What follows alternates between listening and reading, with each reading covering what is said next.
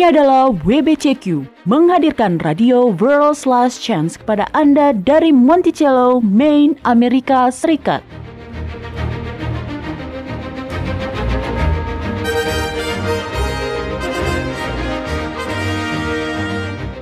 Kejahatan brutal, kerusuhan politik, ketidakstabilan keuangan, semuanya mengarah pada sebuah krisis yang akan datang, krisis yang belum pernah terjadi sebelumnya.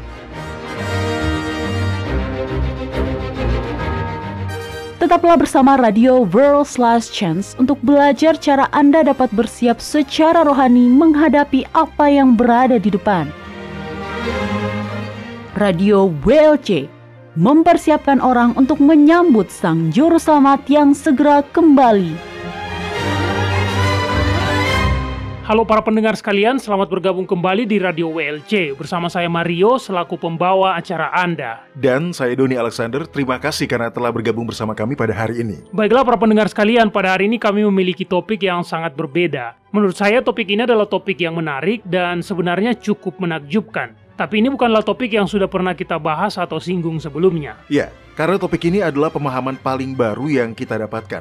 Setidaknya bagi kita seperti itu. Dan topik tersebut adalah kondisi atau sifat atau bentuk dari Kristus yang sesungguhnya. Ini adalah topik yang amat sangat penting. Benar. Karena sebenarnya sebuah pemahaman yang benar akan kondisi atau sifat alami Kristus yang sesungguhnya adalah merupakan salah satu kunci untuk memahami pengetahuan akan keselamatan. Ya, sembari membagikan kebenaran yang telah kami dapatkan kepada semua orang di seluruh bumi, tim Radio WLC juga melakukan penelitian terhadap gagasan-gagasan baru. Itu bukanlah hal yang mudah. Kebenaran tidak muncul tiba-tiba begitu saja. Untuk memperluas pemahaman kita, kebenaran akan menunjukkan beragam area di mana kesalahan-kesalahan dari kepercayaan-kepercayaan kita yang sebelumnya berada. Itu terasa sangat tidak menyenangkan. Iya, itu tidak akan terasa menyenangkan. Dan itulah sebabnya, sebelum kita memasuki pembahasan kita pada hari ini, saya ingin menyatakan sesuatu kepada para pendengar sekalian. Yaitu bahwa saya dan Mario tidak mengharapkan para pendengar untuk langsung mempercayai perkataan kami sebagai kebenaran. Benar. Pelajarilah sendiri para pendengar. Lakukan penelitian Anda sendiri. Tapi tolong, apapun yang Anda lakukan, jangan langsung menolak gagasan baru hanya karena ini tidak sesuai dengan apa yang Anda percayai. Apabila yang kami bagikan kepada Anda pada hari ini adalah merupakan konsep yang baru bagi Anda, maka jangan menolaknya hanya karena itu adalah gagasan yang baru. Pelajarilah secara pribadi terlebih dahulu. Renungkanlah dengan pikiran yang terbuka. Nah, bila itu memang adalah kebenaran, maka hati Anda pasti akan diyakinkan. Tapi Anda tidak akan diyakinkan bila Anda langsung mengabaikannya tanpa menyempatkan diri untuk mempelajarinya terlebih dahulu. Betul, dan sebelum kita memulai pembahasan kita, masih ada satu hal yang ingin saya informasikan kepada para pendengar sekalian. Sejak pertama kali program kami mengudara, kami selalu mengawali setiap program dengan memberikan penjelasan kepada para pendengar yang baru bergabung bersama kami untuk pertama kalinya, bahwa di Radio WLC, kami selalu menggunakan nama Bapa Surgawi kita, yaitu Yahwa, atau biasa disingkat Yah.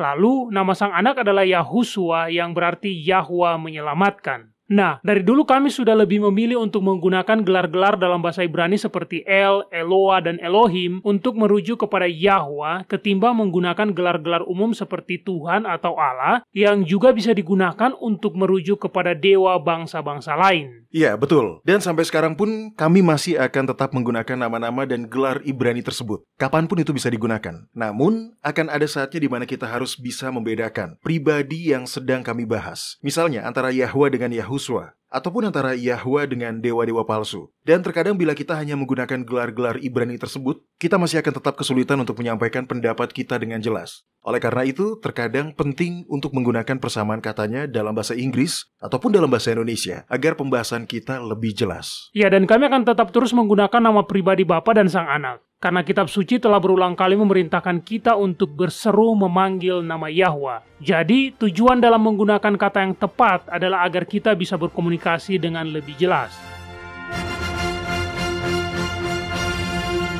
Jadi, Doni, mengenai sifat atau bentuk alamiah Kristus yang sesungguhnya, apa yang bisa Anda bagikan kepada kami? Baiklah Mario, pertama-tama harus saya katakan kepada Anda bahwa pemahaman saya selama ini ternyata salah. Wah. Iya, sungguh. Dan menurut saya banyak umat Kristen yang mempercayai hal yang sama dengan hal yang dulu selalu saya percayai. Atau setidaknya mirip dengan itulah. Jadi, mari kita memulai dengan membahas apa yang dulunya pernah saya percayai terkait hal ini. Oke. Nah, pertama-tama, saya tumbuh besar dalam keyakinan pada ketuhanan Tritunggal. yang percaya dengan Bapa adalah Tuhan, Sang Anak adalah Tuhan, dan Roh Kudus adalah Tuhan. Dulu saya percaya bahwa ketiganya merupakan pribadi-pribadi yang setara dan berdampingan untuk selamanya. Ya, saya pun dulunya mempercayai hal tersebut, dan setiap kali saya bertanya mengenai itu, jawaban yang diberikan kepada saya adalah bahwa itu adalah misteri ilahi yang terlalu dalam untuk bisa dipahami oleh pikiran manusia yang sangat sempit. Iya, itu betul. Karena bila itu adalah sebuah misteri ilahi, maka kita tidak boleh mempertanyakannya. Kita hanya harus menerimanya dengan iman. Tapi saya menemukan masalah dengan hal tersebut. Doktrin itu berlawanan dengan hal-hal yang kita pahami sebagai perbuatan Yahwa. Apa maksud Anda, Doni? Baiklah, mari kita lihat dalam kitab Yesaya pasal 1 ayat 18. Nah, di dalamnya Yahwa memberikan sebuah janji.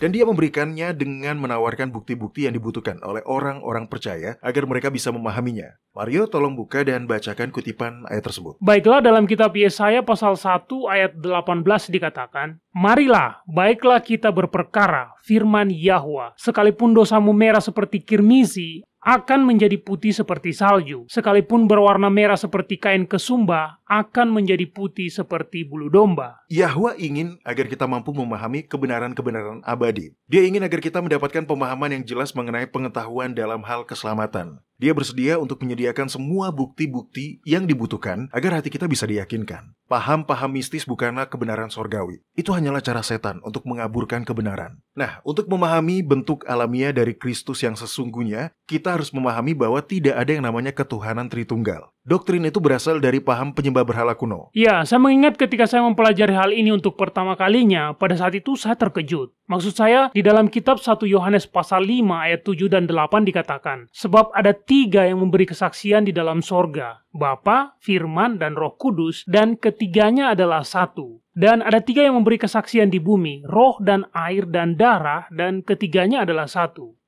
Bagaimana mungkin kita tidak mempercayai itu? Itulah yang dikatakan dalam Alkitab. Oke, lalu kemudian saya mempelajari bahwa ayat-ayat itu tidak ada di dalam manuskrip kitab suci yang paling kuno. Ayat-ayat itu ditambahkan setelah 1000 tahun kemudian, yaitu pada abad ke-11. Iya, betul. Itu barulah ditambahkan berabad-abad setelah doktrin Tritunggal telah terserap ke dalam ajaran-ajaran Kristen. Dan bagi Anda para pendengar yang baru bergabung bersama kami untuk pertama kalinya pada hari ini, saya ingin memberitahukan bahwa kami memiliki banyak informasi di situs kami mengenai bagaimana ajaran-ajaran penyembah berhala seperti ini terserap ke dalam kekristenan. Betul, Anda bisa mencari program yang berjudul "Apakah Trinitas Itu Alkitabiah?" Kami juga memiliki beberapa program radio yang khusus membahas mengenai hal tersebut. Silakan kunjungi worldslastchance.com, pilih bahasa Indonesia lalu klik ikon radio WLC untuk mendengarkan rekaman siaran kami yang sebelumnya. Namun, singkatnya, kitab suci mengatakan bahwa hanya ada satu Tuhan yang sejati, dan itu adalah Elohim Yahwa. Kitab Ulangan adalah kitab yang menarik. Di dalamnya terdapat banyak pasal yang berisikan peringatan-peringatan yang diberikan Musa kepada bangsa Israel. Ketika mereka sudah berada di ujung perjalanan mereka melintasi padang gurun, tepat sebelum kematiannya, dan pada waktu itu mereka sudah memasuki Kanaan. Kitab Ulangan pasal 6 mengungkapkan bentuk alami dari Tuhan yang sebenarnya. Mario, tolong buka dan bacakan mulai dari pasal 1. Di dalamnya terdapat peringatan yang penting. Baiklah Doni, dalam kitab Ulangan pasal 6 ayat 1 dikatakan, "Inilah perintah, yakni ketetapan dan peraturan yang aku ajarkan kepadamu atas perintah Yahwa Elohmu untuk dilakukan di negeri kemana kamu pergi untuk mendudukinya." Jadi, Musa mengatakan, ingatlah ini penting, jangan lupakan ini. Nah, hal yang paling pertama yang harus mereka ingat adalah bahwa hanya ada satu Tuhan yang sejati, dan itu adalah Yahwa. Mario, selanjutnya, tolong bacakan ayat 4. "Dengarlah hai orang Israel, Yahwa itu Eloah kita, Yahwa itu Esa." Dia bukanlah satu dari 3 Tuhan dalam ketuhanan Tritunggal. Dia adalah Esa. Nah, di Radio WLC kita sudah mengetahui hal ini cukup lama. Yang tidak kita ketahui adalah bahwa ternyata ada ajaran yang selama ini kita pegang teguh, tapi ternyata itu salah. Dan itu adalah ajaran mengenai wujud Kristus sebelum dia menjelma menjadi manusia. Ya, itu adalah ajaran yang berasal dari ajaran Trinitas, Doni. Iya, coba pikir, Trinitas atau Tritunggal mengajarkan bahwa ada Allah Bapa, Allah Anak, dan Allah Roh Kudus, kan? Betul. Dan mereka itu apa? Rekan yang setara. Dan sebagai rekan yang setara, tentunya mereka sama-sama abadi dan bergantung satu sama lain, kan? Iya. Oh, saya mengerti. Ya, dari dalam kitab suci kita bisa tahu bahwa Yahwa itu abadi dan ada dengan sendirinya. Saya menyukai gambaran yang diberikan Paulus kepada Timotius dalam kitab 1 Timotius pasal 6. Dalam menggambarkan Yahwa, dia berkata, "Dialah satu-satunya yang tidak takluk kepada maut, bersemayam di dalam terang tak terhampiri. Seorang pun tidak pernah melihat dia, dan memang manusia tidak dapat melihat dia. baginya lah hormat dan kuasa yang kekal. Amin. Bila hanya Yahwa lah yang memiliki kekekalan, maka itu berarti tidak ada pribadi lain yang memilikinya. Maka itu juga berarti bahwa Yahusua tidaklah kekal. Saya mengerti bagaimana ajaran mengenai Allah Bapa dan Allah Anak yang sama-sama kekal bisa mengarahkan kita pada asumsi mengenai wujud Kristus sebelum Dia menjadi manusia. Maksud saya, bila semua ajaran itu sesuai, seharusnya Dia memang seperti itu kan? Iya, tentu saja. Namun demikian, bukan itu yang diajarkan kitab suci. Karena menurut kitab suci, Yahusua adalah 100% manusia. Benar. Saya akan mengulanginya. Coba dipahami. Yahusua adalah 100% manusia. Dia adalah anak tunggal Yahwa yang diperanakan. Dia tidaklah diciptakan. Dia diperanakan. Tapi dia adalah manusia. Bentuknya sama persis dengan bentuk yang dikatakan di dalam kitab suci. Nah, ini dia. Mario, tolong bacakan kitab Lukas pasal 1 ayat 35. Di dalamnya terdapat penjelasan malaikat Gabriel kepada Maria mengenai hal ini. Baiklah, di dalam kitab Lukas pasal 1 ayat 35 dikatakan, Roh Kudus akan turun atasmu dan kuasa Eloa yang maha tinggi akan menaungi engkau. Sebab itu anak yang akan kau lahirkan itu akan disebut Kudus, anak Eloa. Begitulah caranya sehingga dia bisa ada. Dia belum ada sebelum itu. Sekali kita menyingkirkan anggapan mengenai ketuhanan Tritunggal yang abadi dan saling berhubungan itu, lalu memahami kitab suci apa adanya, maka kita akan bisa melihat bahwa tidak ada satupun kutipan dalam Alkitab yang mengajarkan mengenai prainkarnasi Kristus, ataupun yang menyebutkan dia sebagai pribadi yang ilahi. Ya, Anda tahu saya selalu menganggap bahwa cara favorit Yahusua dalam menyebut dirinya sendiri sebagai anak manusia adalah hal yang sangat menarik. Dia bisa saja menyebut dirinya sebagai anak tunggal Yahwa. Dia bisa saja menyebut dirinya Pangeran Tuhan atau bahkan Mesias. Tapi dia tidak melakukan itu. Dia selalu menyebut dirinya anak manusia.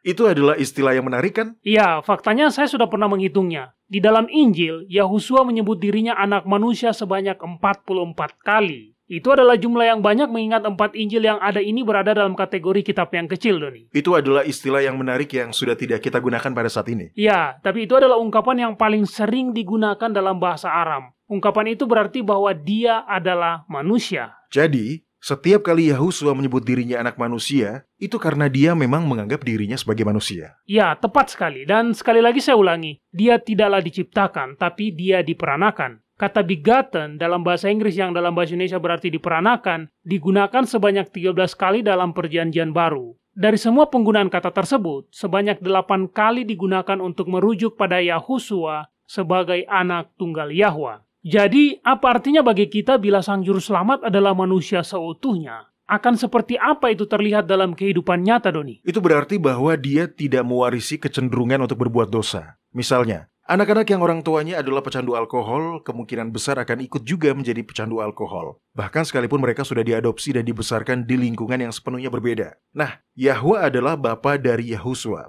Oleh karena itu, Yahusua tidak mewarisi kecenderungan untuk berbuat dosa. Nah, sekarang saya sudah mengerti. Selama ini saya selalu mengira bahwa dia memiliki kecenderungan untuk berbuat dosa. Tidak. Dia tidak dilahirkan untuk itu. Silakan dibuka kitab Roma pasal 5. Di dalamnya terdapat kutipan ayat yang menjelaskan hal tersebut. Yahusua adalah Adam kedua. Dia dilahirkan untuk menyelesaikan hal-hal yang gagal diselesaikan oleh Adam sebagai seorang manusia. Dia ditugaskan untuk menjalani kehidupan yang sempurna. Dan setelah kematiannya, kebenarannya bisa diperhitungkan kepada kita. Baiklah, Mario, selanjutnya tolong bacakan kitab Roma pasal 5 ayat 12 hingga 19.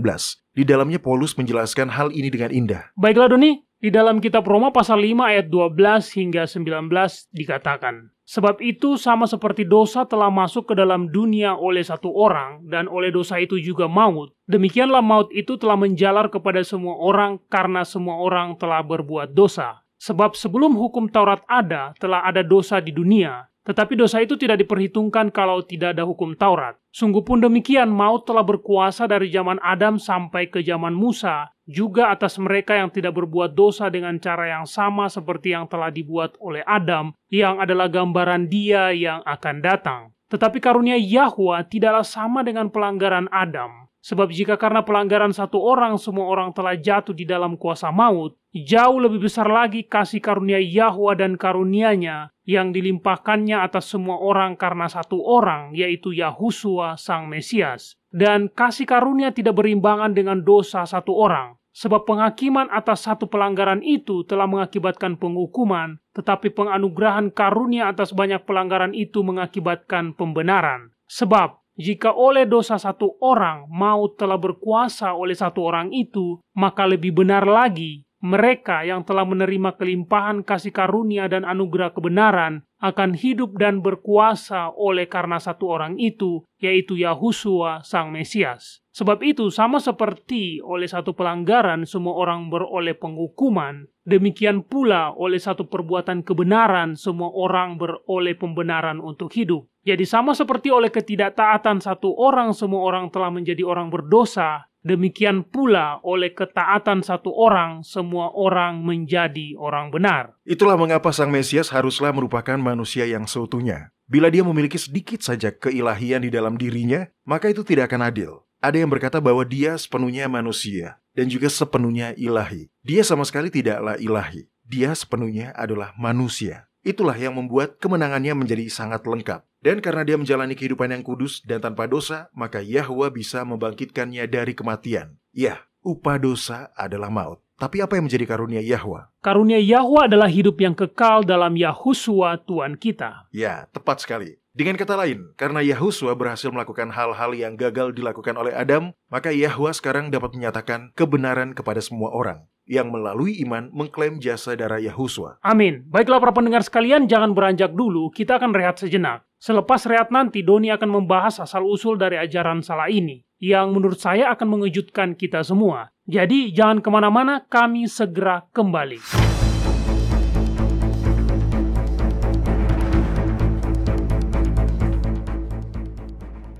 Anda mendengarkan radio World's Last Chance di WBCQ yang mengudara pada gelombang 31 meter di frekuensi 9330 kHz.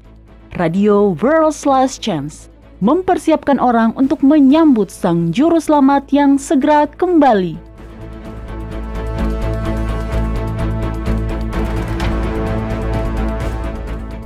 Jutaan orang Kristen saat ini percaya bahwa orang yang sudah ditebus memiliki keamanan kekal. Dengan kata lain, mereka mengira bahwa sekali seseorang telah diselamatkan, dia akan selalu diselamatkan. Ini mungkin kedengarannya bagus, tetapi pembelajaran yang seksama pada keyakinan ini mengungkapkan bahwa itu benar-benar bertentangan dengan Alkitab. Jika Anda ingin mempelajari lebih lanjut, kunjungi situs web kami di worldslastchance.com dan bacalah artikel dengan judul Sekali selamat, tetap selamat. Kunjungilah kami hari ini di worldslastchance.com dan pelajari apa yang Alkitab ajarkan tentang doktrin sekali selamat, tetap selamat. World's Last Chance telah membuat lebih dari 1.500 video dokumenter dalam lebih dari 30 bahasa. Kunjungi situs kami di worldslastchance.com atau nonton videonya pada channel WLC di YouTube. Video-video dokumenter baru tentang berbagai topik penting terus dirilis sepanjang waktu. Mulailah menontonnya dan pelajarilah kebenaran selama Anda masih memiliki kesempatan di worldslastchance.com.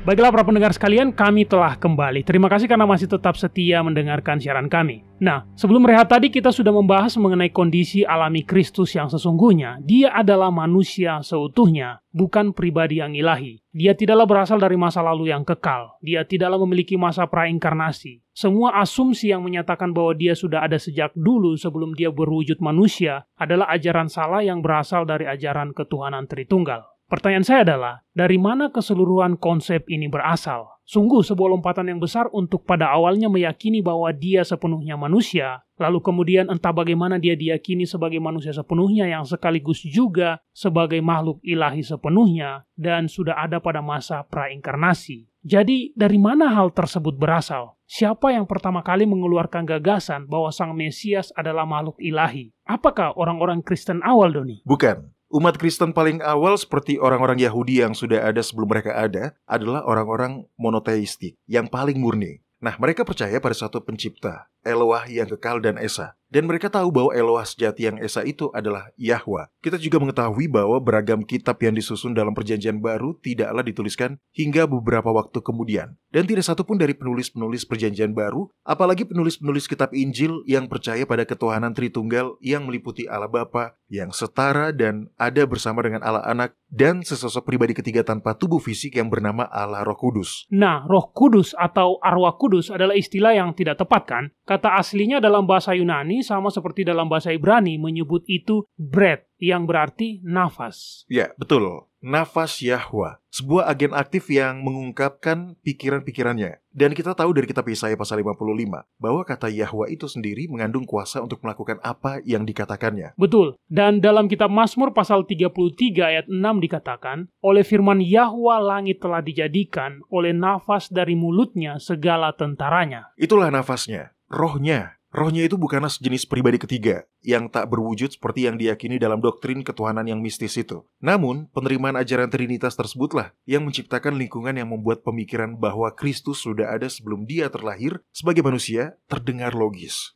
Jadi Anda mengatakan bahwa itu bukanlah keyakinan yang diadopsi dari agama penyembah berhala? Ya. Setidaknya bukan seperti itu yang saya dapatkan dari semua bacaan saya. Para pemikir-pemikir utama juga tidak duduk berdiskusi sembari menyantap apapun yang mereka santap pada saat itu. Sup kental, sup kacang-kacangan, sembari mendiskusikan, hey, seberapa jauh kita bisa melakukan ini? Cara baru apa lagi yang bisa kita lakukan untuk membelokkan kebenaran? Tidak demikian. Tapi ketika mereka mulai mengadopsi gagasan para penyembah berhala mengenai ketuhanan Tritunggal, hal itu menciptakan lingkungan teologis yang sepenuhnya baru. Baiklah, jadi dari mana gagasan tersebut berasal, Doni? Dari paham Gnostik. Paham Gnostik? Wah, bukankah paham Gnostik memiliki kepercayaan yang aneh bahwa Yahwa bukanlah sang pencipta yang sebenarnya dan bahwa ada sosok lain yang menciptakan dunia? Sebenarnya yang mereka maksud adalah yang menciptakan semesta. Ya, paham Gnostik percaya bahwa seorang dewa yang jahat dan lebih rendah yang disebut Demiurge lah yang telah menciptakan semesta. Dan karena Demiurge adalah dewa yang jahat, maka semua hal pun juga menjadi jahat. Hal itu mengarahkan kepada keyakinan bahwa Yahwa sepenuhnya tidak ada hubungannya dengan penciptaan. Ya, bila Anda ingin berasumsi bahwa sesosok pribadi jahatlah yang telah menciptakan segalanya, maka wajar bila Anda menyimpulkan bahwa Yahwa yang kudus seharusnya terpisah dari segala hal yang jahat. Kerangka pemikiran yang salah akan mengarahkan kita pada kesimpulan-kesimpulan yang salah. Dan itulah yang terjadi dalam hal ini. Ini dia, Mario, saya sudah membawakan sebuah kutipan, jadi tolong bacakan. Kutipan ini diambil dari sebuah artikel yang berjudul Yesus Kristus, Berinkarnasi, atau Diciptakan. Nah, tolong bacakan di bagian itu. Ya, tepat di bagian yang telah ditandai itu. Baik, di sini dikatakan, seiring dengan masuknya pengaruh dari ajaran Gnostik ke dalam gereja, maka para pemimpin dan guru-guru gereja mula-mula mulai menerima gagasan bahwa agar Kristus bisa menjadi sang penebus, maka sudah pasti dia seharusnya melampaui makhluk ciptaan. Bahwa dia adalah sesosok makhluk yang tidak diciptakan, yang menjadi bagian dari ketuhanan yang kekal. Alasan mereka adalah bahwa makhluk ciptaan tidak bisa ditebus oleh sesosok makhluk ciptaan juga. Hanya Tuhan sendirilah yang bisa melakukannya. Nah, Mario, seperti yang Anda katakan, kerangka berpikir yang salah akan mengarahkan kita kepada kesimpulan-kesimpulan yang salah. Mereka harus mengangkat derajat Sang Mesias untuk menjadi setara dengan Yahwa, dan kemudian juga memisahkannya dari makhluk ciptaan juga. Itulah yang dimaksud ketika mereka berpikiran bahwa penting bagi dia untuk melampaui makhluk ciptaan. Ya, melampaui berarti lebih hebat daripada sesuatu. Oleh karena itu, yang dimaksud adalah berada di atas dan terpisah dari semesta yang nampak ini. Anda bisa melihat bagaimana satu asumsi ini mengarahkan kita kepada asumsi yang lainnya. Ya,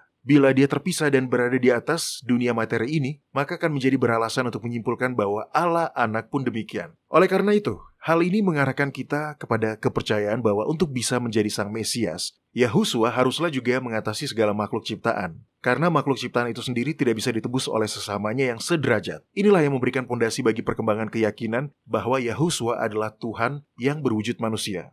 Hal ini betul-betul berhasil membawa paham mistis ke dalam Injil kan? Maksud saya, kekuatan Injil adalah bahwa Yahwa mengasihi dunia, mengasihi saya dan Anda para pendengar dengan sangat besar, sehingga dia mengaruniakan anaknya yang tunggal, supaya setiap orang yang percaya kepadanya tidak binasa, melainkan beroleh hidup yang kekal. Itulah Injil. Ya, benar sekali. Setan sendirilah yang mengilhami doktrin salah ini. keyakinan pada sesosok Allah anak yang sudah memiliki kehidupan sebelumnya melucuti kuasa penuh dari berita Injil. Hal itu memindahkan fokus dari kebangkitan Sang Juru Selamat ke asumsi pra-keberadaannya. Kematian dan kebangkitan Kristus adalah tema utama dari berita Injil, karena kebangkitannya adalah konfirmasi terbesar bahwa Yahusua memang merupakan Mesias yang sejati. Dan sekarang, setelah dia melewati itu dan telah dibangkitkan, maka Yahwa bisa memperhitungkan kebenaran Kristus kepada kita. Itu betul-betul merupakan pemberian berkat yang indah. Kebangkitan Kristus adalah jaminan kita bahwa kematiannya sudah kita terima. Karena sudah tentu, dia tidak akan pernah dibangkitkan bila kehidupannya tidak suci. Nah, Mario, tolong buka kitab Roma pasal 6.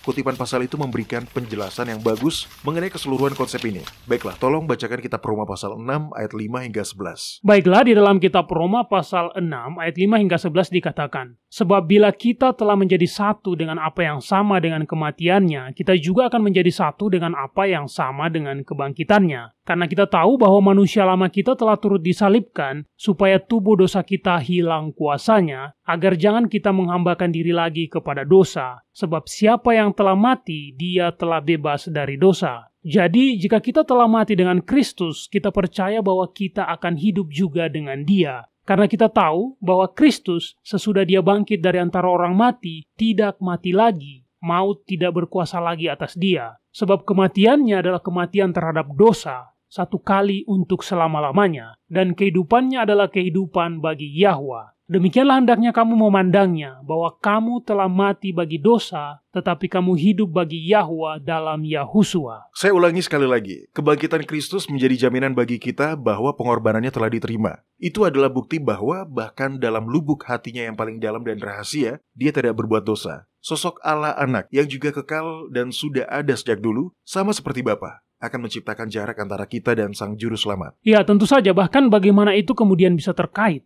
Baiklah, kita sudah menjelaskan hal-hal yang bukan kondisinya yang sebenarnya. Sekarang mari kita bahas mengenai bagaimanakah dia sebenarnya. Para penganut paham Tritunggal mengajarkan bahwa Yahusua adalah makhluk yang 100% ilahi, yang pada saat yang sama juga merupakan 100% manusia. Menurut mereka itu adalah salah satu misteri ilahi yang tidak bisa kita pahami, dan kita hanya harus menerimanya begitu saja. Kejatuhan Adam harus ditebus seorang manusia, bukan oleh makhluk campuran antara manusia dan makhluk ilahi, tapi oleh manusia yang sebenarnya. Hanya dengan menjadi manusia seutuhnya, Yahusua bisa menunjukkan kekuatan ilahi melalui hidupnya, agar Yahwa bisa menyelamatkan semua orang yang datang kepadanya. Ya, saya bisa mengerti itu. Bila Sang Juru Selamat memang 100% ilahi, bahkan bila dia juga merupakan 100% manusia, tentunya dia memiliki sebuah keunggulan yang tidak akan pernah bisa kita contoh. Coba pikirkan itu dalam hal persidangan. Dalam sebuah persidangan, seorang saksi akan memberikan kesaksian yang akan diterima oleh sidang sebagai bukti. Kehidupan Yahusua sebagai manusia yang tidak berdosa adalah kesaksian Yahwa bahwa hukum ilahi bisa terus ditaati. Apa maksud Anda? Saya tidak mengerti, Doni. Oke,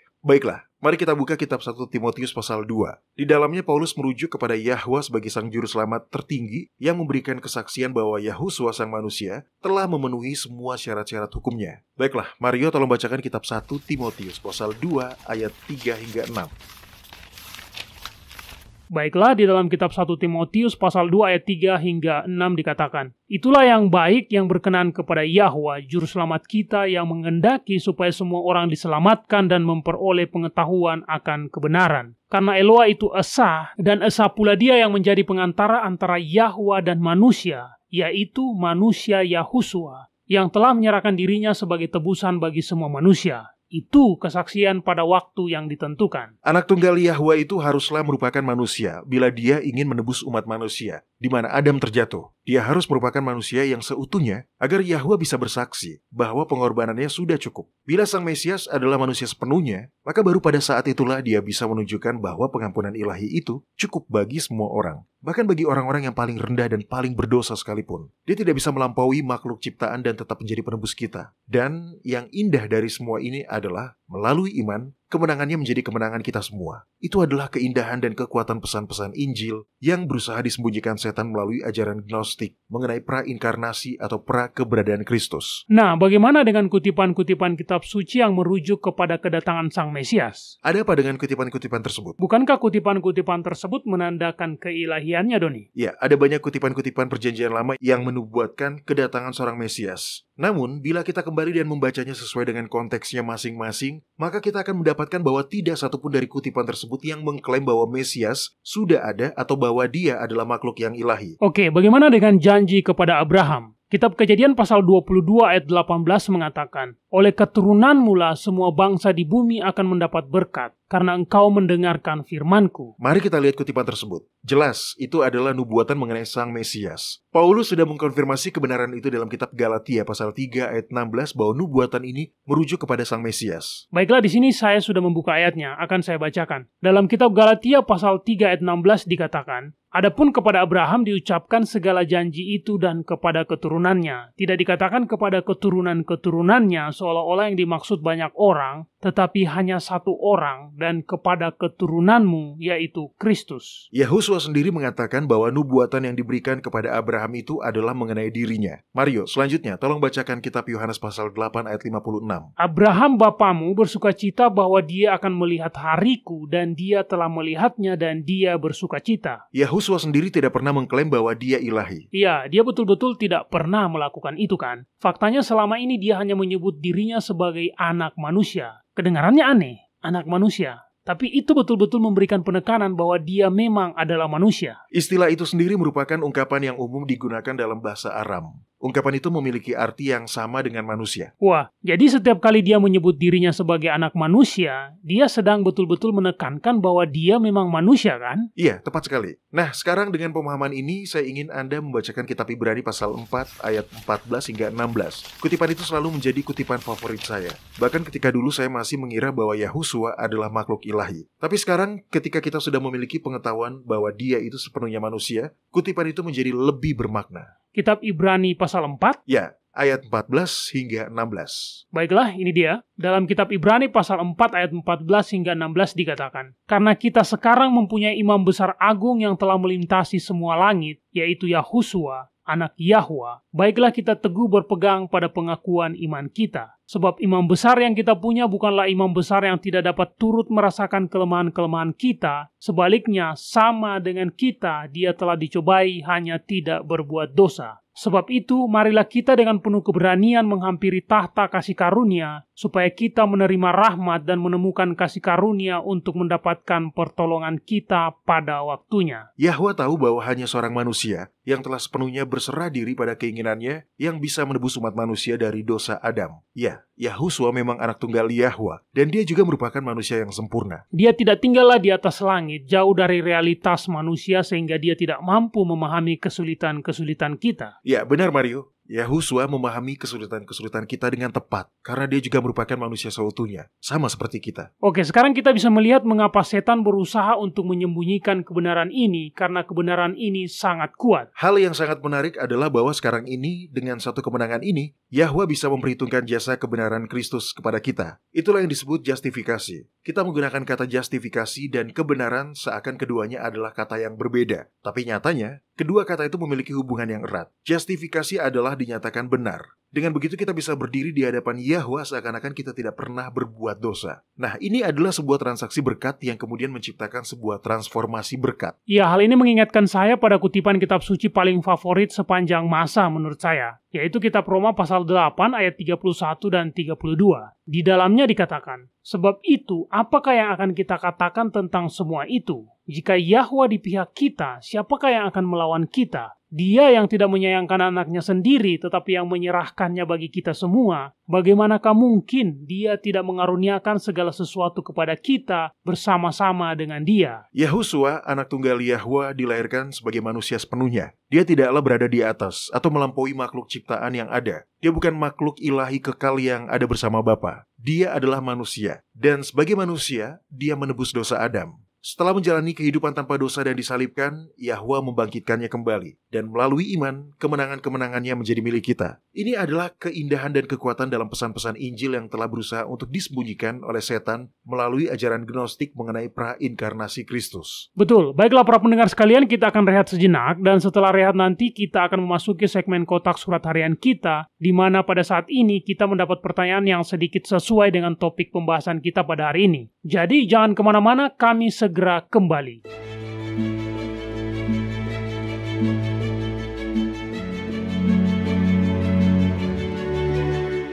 Anda mendengarkan radio World's Last Chance di WBCQ yang mengudara pada gelombang 31 meter di frekuensi 9330 kHz. Radio World's Last Chance mempersiapkan orang untuk menyambut Sang Juru Selamat yang segera kembali.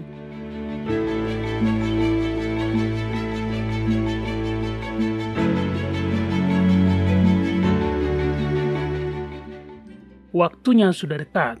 Sekarang, sangat penting bagi setiap orang yang menanti-nantikan dan merindukan kembalinya Sang Juru Selamat untuk berhati-hati lebih dari sebelumnya di setiap kesempatan di mana iblis dapat berusaha menjerat jiwa.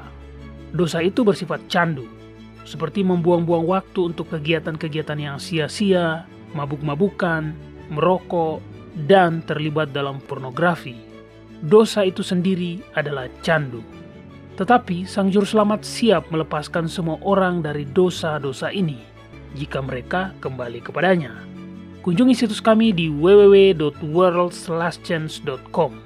Masuk ke artikel bahasa dan baca artikel dengan judul Kecanduan Dosa Melindungi Poros Jiwa.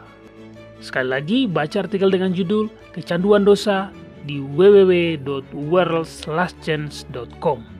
Yahwa sedang menunggu untuk menjawab doa yang dipanjatkan dengan iman.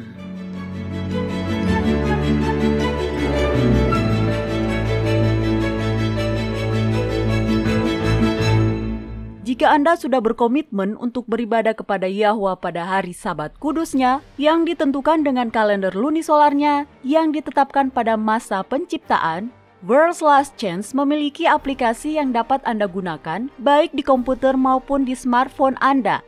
Aplikasi kalender lunisolar WLC telah dirancang untuk memenuhi kebutuhan para pemelihara Sabat lunar di seluruh dunia. Kunjungilah website kami di worldslastchance.com dan mulailah menggunakannya hari ini. Anda dapat mengaksesnya secara online dan mengunduhnya ke perangkat Anda atau bahkan memasangnya di website Anda sendiri. Aplikasi kalender lunisolar WLC adalah sebuah bahan yang sangat baik bagi semua orang yang berkomitmen untuk menghormati hari-hari raya Yahwa.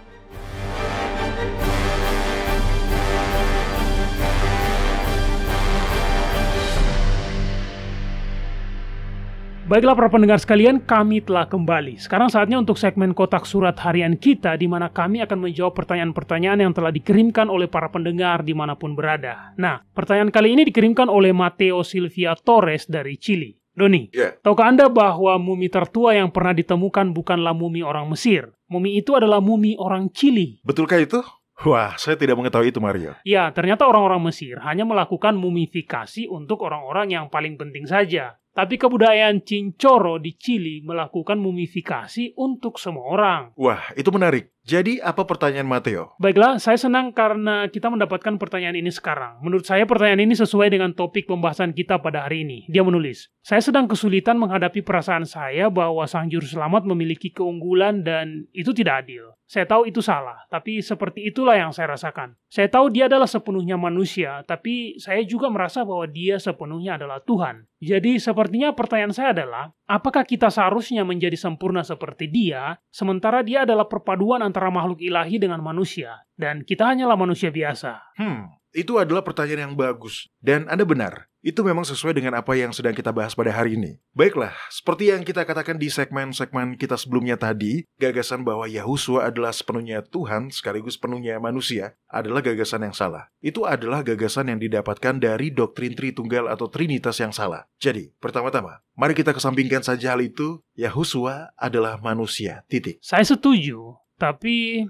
Ya, saya tahu akan ada kata tapi yang muncul, ya kan? Iya, karena pertanyaan Mateo adalah pertanyaan yang bagus, dan bahkan bila kita tahu bahwa Yahusua adalah sepenuhnya manusia, poin yang dia maksud masih berlaku. Bagaimana mungkin Yahusua mampu menaati hukum sementara saya tidak? Apakah dia memiliki semacam keunggulan yang tidak kita miliki? Iya. Iya. Tapi kemudian kita memiliki sebuah keuntungan yang tidak dia miliki. Mungkin. Bisakah Anda memperjelasnya?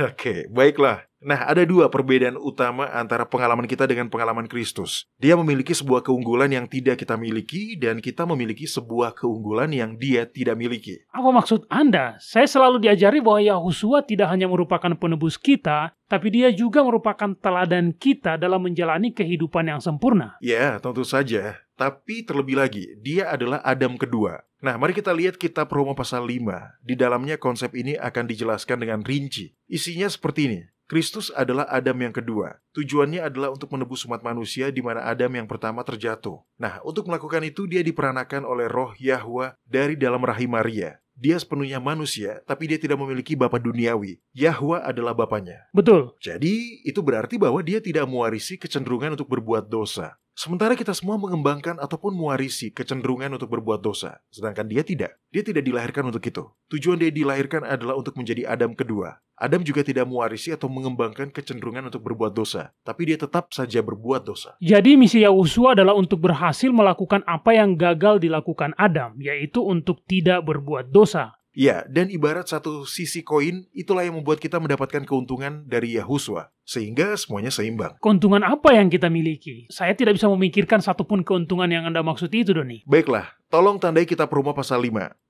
Nanti kita akan kembali pada kitab itu, oke? Untuk sekarang, bukalah kitab Ibrani pasal 5. Nah, tolong kamu bacakan gambaran mengenai Yahusua. Itu ada di dalam ayat 8 dan 9. Baiklah, di dalam kitab Ibrani pasal 5 ayat 8 dan 9 dikatakan, dan sekalipun dia adalah anak, dia telah belajar menjadi taat dari apa yang telah dideritanya, dan sesudah dia mencapai kesempurnaannya, dia menjadi pokok keselamatan yang abadi bagi semua orang yang taat kepadanya. Ya, itulah keuntungan kita. Kita telah berbuat dosa. Kita telah kehilangan kemuliaan Yahwa. Lagi, dan lagi, dan lagi. Tapi melalui iman dalam jasa Yahusua, Bapa akan memperhitungkan kebenarannya kepada kita. Nah, dengan kata lain, Bapa akan menyatakan kita benar. Tapi tidak seorang pun yang melakukan itu untuk Kristus. Dia harus belajar untuk taat dan dia mempelajarinya melalui penderitaan yang dia alami. Tidak ada orang benar lain yang membenarkan dia. Oke, sekarang tolong buka dan bacakan kitab Roma pasal 5 ayat 12 hingga 18.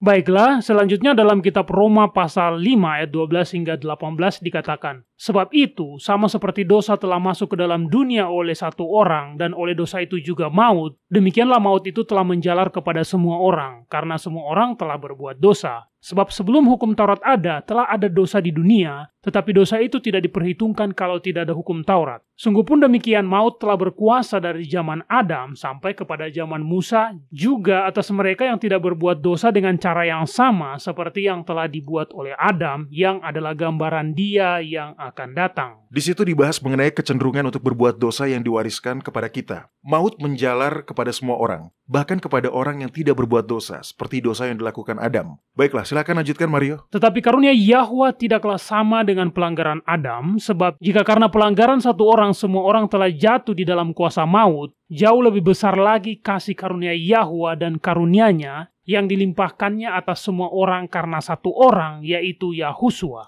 Dan kasih karunia tidak berimbangan dengan dosa satu orang, sebab penghakiman atas satu pelanggaran itu telah mengakibatkan penghukuman, tetapi penganugerahan karunia atas banyak pelanggaran itu mengakibatkan pembenaran. Sebab, jika oleh dosa satu orang maut telah berkuasa oleh satu orang itu, maka lebih benar lagi mereka yang telah menerima kelimpahan kasih karunia dan anugerah kebenaran akan hidup dan berkuasa oleh karena satu orang itu, yaitu Yahusua. Sebab itu, sama seperti oleh satu pelanggaran semua orang beroleh penghukuman, demikian pula oleh satu perbuatan kebenaran semua orang beroleh pembenaran untuk hidup. Jadi, sama seperti oleh ketidaktaatan satu orang semua orang telah menjadi orang berdosa, demikian pula oleh ketaatan satu orang semua orang menjadi orang benar. Itulah justifikasinya, dinyatakan menjadi orang benar. Meskipun kita telah berbuat dosa, itu akan terjadi ketika kebenaran Yahusua diperhitungkan kepada kita. Ya, itu sangat indah dan itu juga masuk akal. Jadi kembali pada pertanyaan Mateo, bagaimana hal ini bisa membantu kita untuk menerapkannya ke dalam kehidupan kita dan dalam upaya-upaya kita untuk menaati hukum Taurat? Apakah menurut Anda kita sudah tidak perlu berusaha untuk taat pada hukum itu karena kesempurnaannya telah diperhitungkan kepada kita? Karena jujur saja, saya tidak meyakini hal yang demikian, Doni. Ya, tidak. Saya pun tidak. Oke, tolong buka pasal selanjutnya. Kitab Roma pasal 6. Tolong bacakan 12 ayat pertama di dalamnya. Kutipan-kutipan itu akan menjawab pertanyaan Anda. 12 ayat? Iya, tolong bacakan. Baiklah, dalam kitab Roma pasal 6 dikatakan, jika demikian, apakah yang hendak kita katakan? Bolehkah kita bertekun dalam dosa supaya semakin bertambah kasih karunia itu? Sekali-kali tidak. Bukankah kita telah mati bagi dosa? Bagaimana kita masih dapat hidup di dalamnya? Atau tidak tahukah kamu bahwa kita semua yang telah dibaptis dalam Kristus telah dibaptis dalam kematiannya? Dengan demikian kita telah dikuburkan bersama-sama dengan Dia oleh baptisan dalam kematian, supaya sama seperti Kristus telah dibangkitkan dari antara orang mati oleh kemuliaan Bapa, demikian juga kita akan hidup dalam hidup yang baru. Sebab jika kita telah menjadi satu dengan apa yang sama dengan kematiannya, kita juga akan menjadi satu dengan apa yang sama dengan kebangkitannya. Karena kita tahu bahwa manusia lama kita telah turut disalibkan, supaya tubuh dosa kita hilang kuasanya, agar jangan kita menghambakan diri lagi kepada dosa. Sebab siapa yang telah mati, dia telah bebas dari dosa. Jadi, jika kita telah mati dengan Kristus, kita percaya bahwa kita akan hidup juga dengan Dia. Karena kita tahu bahwa Kristus, sesudah Dia dibangkitkan dari antara orang mati, tidak mati lagi. Maut tidak berkuasa lagi atas Dia. Sebab kematiannya adalah kematian terhadap dosa, satu kali dan untuk selama-lamanya, dan kehidupannya adalah kehidupan bagi Yahwa. Demikianlah hendaknya kamu memandangnya, bahwa kamu telah mati bagi dosa, tetapi kamu hidup bagi Yahwa dalam Yahusua Tuhan kita. Ketika Anda berserah diri sepenuhnya kepada Yahwa, maka ya, Dia akan memperhitungkan kebenaran Kristus kepada Anda. Tapi lebih dari itu, Bapa akan menciptakan ulang kita sesuai dengan gambarannya. Nah, dalam kitab Yehezkiel menjelaskan bagaimana itu akan terjadi. Mario, selanjutnya tolong bacakan kitab Yehezkiel pasal 36 ayat 26 dan 27.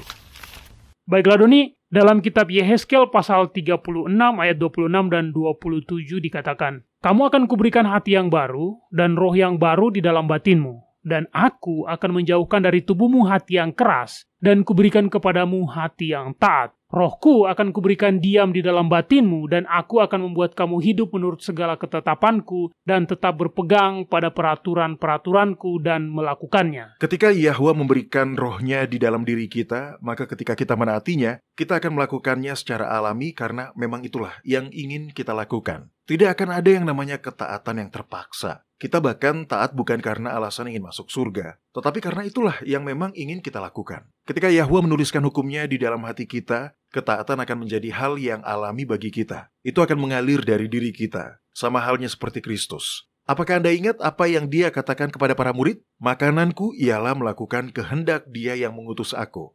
Yahusua dan Bapanya adalah satu. Bukan karena mereka sama-sama ilahi, tapi karena Yahusua telah berserah diri sepenuhnya kepada keinginan Bapa. Sehingga ketika Dia menaatinya, Dia melakukan apa yang memang ingin Dia lakukan. Nah, kita juga bisa menjadi seperti itu. Jadi maksud Anda kita harus hidup tanpa dosa juga? Yang saya maksud adalah ketika kita telah berserah diri sepenuhnya kepada Yahwa, ketika kita mengizinkan Dia untuk memberikan hati yang baru kepada kita, di mana Dia telah menuliskan hukumnya, maka kita tidak akan lagi secara sadar melakukan hal-hal yang bertentangan dengan keinginannya. Nah, berbeda dengan Kristus, kita akan sangat mungkin masih melakukan beberapa dosa yang tidak kita ketahui ya.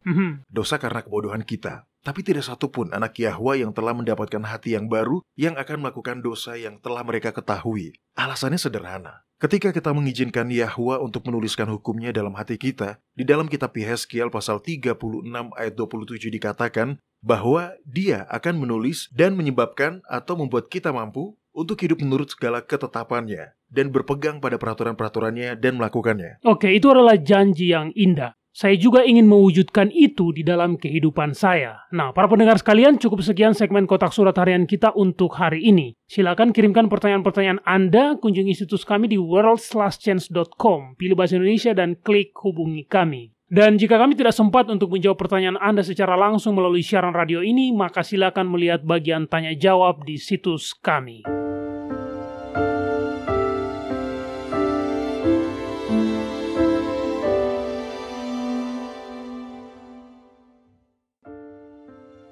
Anda menyukai apa yang Anda dengar? Kunjungi situs kami di worldslastchance.com untuk mendengarkan episode-episode lain dari program radio kami. Radio World's Last Chance mempersiapkan orang untuk menyambut Sang Juru Selamat yang segera kembali.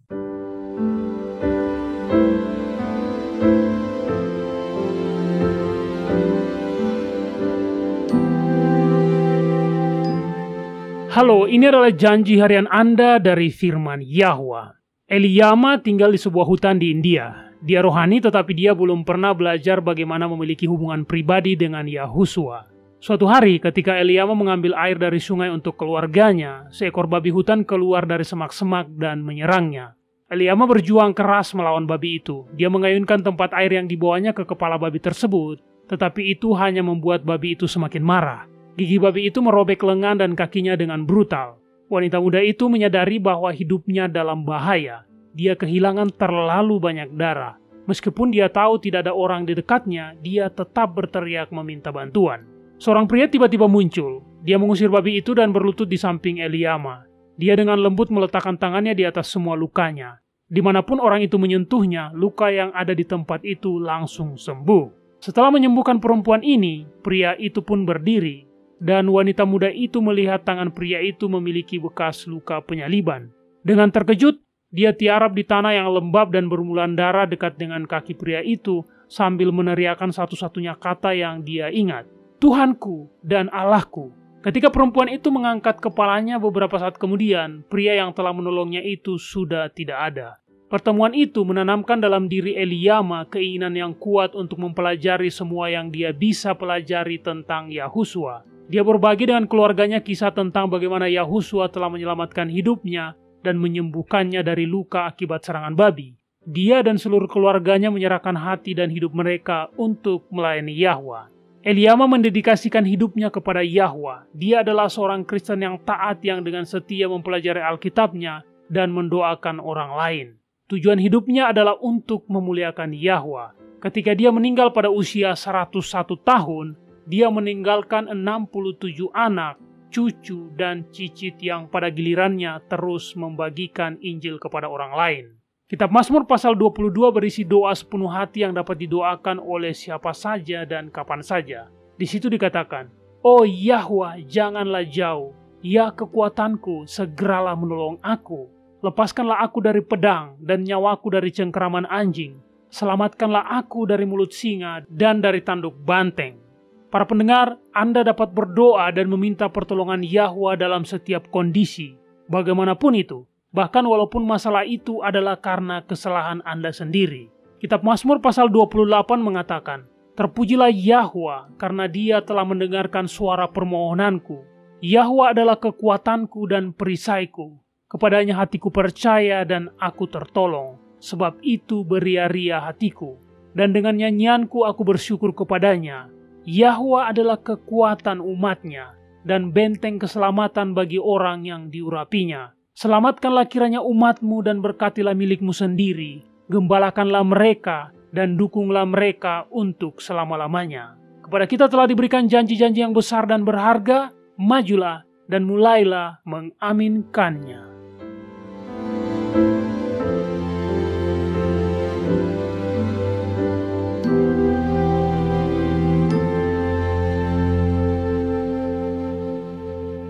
World's Last Chance berdedikasi untuk mempersiapkan orang menyambut Sang Juru Selamat yang segera kembali. Acara siaran radio harian kami tersedia dalam 7 bahasa berbeda dari seluruh dunia dan masih banyak bahasa-bahasa lain lagi yang akan mengudara. Video-video dan artikel-artikel kami telah diterjemahkan ke dalam lebih dari 30 bahasa berbeda.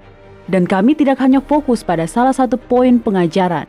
Kami bersedia untuk bekerja sama dengan surga untuk membawa semua kebenaran ke dunia. Artikel-artikel dan video-video kami mencakup berbagai topik-topik penting pada pertumbuhan dan pembangunan dari perjalanan kekristenan. Kami menghadirkan materi yang mencakup kesalehan praktis di dalam kehidupan sehari-hari, doktrin Alkitabiah yang benar-benar hanya didasarkan pada firman Yahwa, kalender Sang Pencipta, dan nubuatan akhir zaman yang penting untuk Anda ketahui. Kami bahkan membahas berbagai macam angin pengajaran yang palsu yang telah digunakan oleh setan untuk menipu banyak orang, dan mengungkapkan mengapa itu salah dan apa yang benar berdasarkan Alkitab. Kunjungilah kami hari ini di worldslastchance.com. Pelajarilah kebenaran di hari-hari terakhir ini.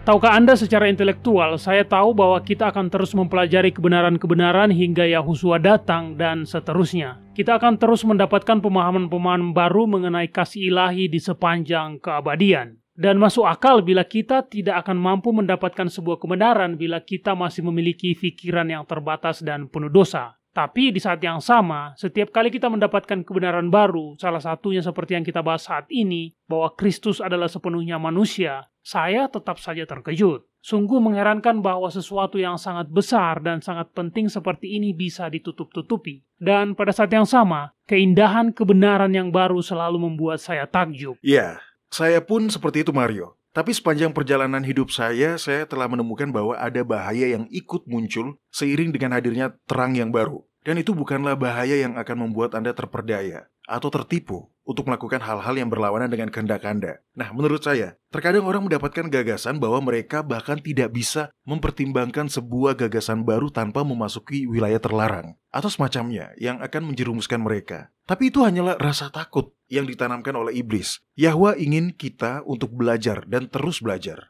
Dia ingin kita menyelidiki kebenaran-kebenaran baru, bukannya langsung menolaknya dan menyatakannya sebagai hal yang salah, hanya karena kita belum pernah mendapatkan gagasan itu sebelumnya. Ya, atau mungkin itu terasa salah. Bila gagasan itu bertentangan dengan hal yang selama ini diajarkan kepada Anda sebagai kebenaran, meskipun itu bukanlah kebenaran, maka terkadang kebenaran yang sejati bisa terasa salah. Kita harus terus belajar, terlepas dari hal itu dan belajar dengan pikiran yang terbuka. Kita harus menjadi seperti orang-orang Berea. Nah, orang-orang Berea selalu membuat saya takjub dan teladan mereka telah menginspirasi saya. Kitab Kisah Para Rasul pasal 17 mengisahkan bahwa Paulus dan Silas pergi ke Berea dan membagikan Injil di sana. Komentar Lukas sangat menarik. Dia berkata, orang-orang Yahudi di kota itu, di Berea, lebih baik hatinya daripada orang-orang Yahudi di Tesalonika. Karena mereka menerima firman itu dengan segala kerelaan hati dan setiap hari mereka menyelidiki kitab suci untuk mengetahui apakah semuanya itu benar demikian. Itu jugalah yang harus kita lakukan, menyelidiki kitab suci setiap hari, untuk melihat apakah yang dikatakan seseorang itu benar atau salah. Iya. Nah, para pendengar sekalian, dengar. Kami ingin Anda juga merespon kami seperti itu. Kami tidak ingin Anda hanya duduk dan mendengarkan, masuk di telinga kiri dan keluar di telinga kanan dan langsung mempercayai kami. Kami hanya menyampaikan hal-hal yang kami percayai sebagai kebenaran, tapi sangat penting bagi Anda untuk mempelajarinya sendiri. Begini, bila Anda hanya langsung mempercayai perkataan kami mengenai apa kebenaran itu, atau perkataan siapapun tanpa mempelajarinya sendiri, itu bisa saja perkataan pendeta atau pastor Anda, rabi Anda, imam Anda, mereka semua juga adalah manusia dan bisa melakukan kesalahan. Betul, tapi bila Anda langsung mempercayai perkataan orang dan mempercayai sesuatu tanpa alasan lain selain karena mereka mengatakan bahwa itu benar, maka itu berarti Anda belum cukup yakin. Itu berarti bahwa pemikiran Anda masih terlalu mudah untuk dipengaruhi. Maka bila seseorang yang lebih fasih datang dan mempengaruhi Anda, maka kepercayaan-kepercayaan Anda yang sebelumnya akan menjadi runtuh. Lalu nantinya Anda akan langsung mempercayai perkataan orang yang selanjutnya akan mendatangi Anda. Itulah sebabnya mengapa kami selalu mendorong para pendengar sekalian untuk mempelajari topik pembahasan ini sendiri. Siapkan Alkitab Anda. Bila Anda tidak memiliki Alkitab, ada banyak situs online di mana Anda bisa membacanya secara gratis. Intinya, pelajarilah sendiri. Sangat penting untuk mempelajarinya sendiri.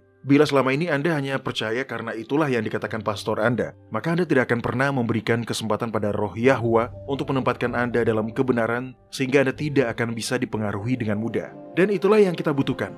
Antara masa ini dan hari-hari terakhir, semua doktrin akan disebarkan.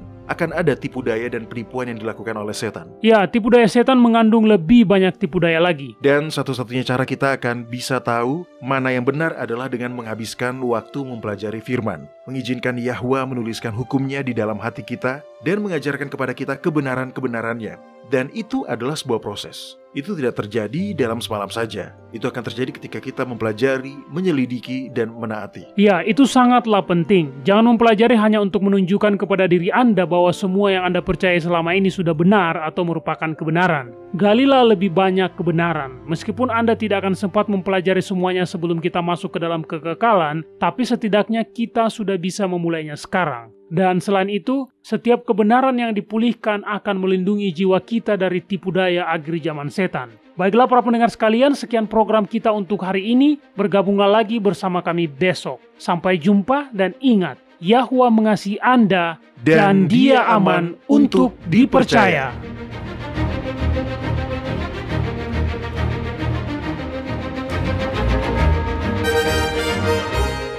Anda baru saja mendengarkan Radio WLC. Program ini serta episode Radio WLC yang lain tersedia untuk Anda unduh di situs kami. Sangat baik untuk dibagikan pada para sahabat Anda yang mempelajari Alkitab.